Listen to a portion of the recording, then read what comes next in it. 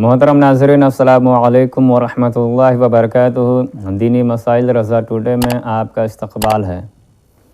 آج کا سوال ہے کہ پہلے قرآن پہ ایمان لانا ضروری ہے یا پہلے حدیث پر ایمان لانا ضروری ہے؟ آپ لوگوں نے دیکھا ہوگا، کسی کو کہتے ہوئے سنا ہوگا کہ پہلے قرآن پر ایمان لانا ضروری ہے، پھر حدیث پر ایمان لانا ضروری ہے۔ کیا یہ سب باتیں درست ہے یا پھر ایسی باتیں کرنا شریعت میں منع ہے؟ اسی طرح کا ایک سوال و جواب مفتی شریف الحق امجدی رحمۃ اللہ علیہ سے کیا گیا تھا، جس کا جواب فتویٰ شارح بخاری جلد اول صفحہ نمبر 632 میں تحریر فرماتے ہیں۔ پہلے سوال ملاحظہ فرمائیے۔ کسی نے سوال کیا ہے کہ کیا فرماتے ہیں علماء دین مسئلہ ذیل میں کہ زید کہتا ہے کہ ہمارا ایمان پہلے قرآن پر ہے، حدیث پر نہیں، اور ابوبکر کا کہنا ہے کہ پہلے قرآن کے لانے والے مخبر صادق صلی اللہ علیہ وسلم کی حدیث شریف پر ہے۔ اب غور طلب بات یہ ہے کہ مومن کا ایمان پہلے قرآن پاک پر مانا جائے یا حدیث پاک پر؟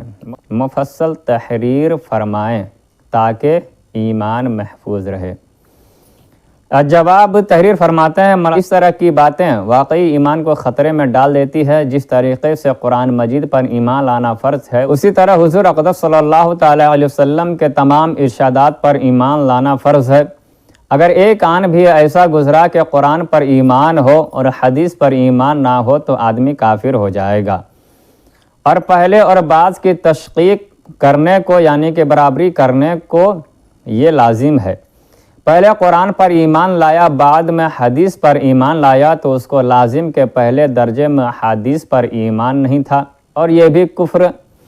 اسی لیے علماء نے یہ فرمایا ہے کہ ایمان نام ہے ان تمام باتوں کو دل سے سچا جاننے اور زبان سے ان کے حق ہونے کے اقرار کرنے کا، جو حضور اقدس صلی اللہ تعالی علیہ وسلم اللہ عز و جل کی طرف سے لائے ہیں، جس کا ثبوت قطعی اور ضروری ہے۔ اس میں قرآن بھی داخل ہے اور احادیث بھی داخل ہیں، اور آگے پیچھے کا وہ اڑنگا نہیں جو لوگ بیکار بیٹھے بیٹھے آگے پیچھے کی شقیں نکالتے رہتے ہیں۔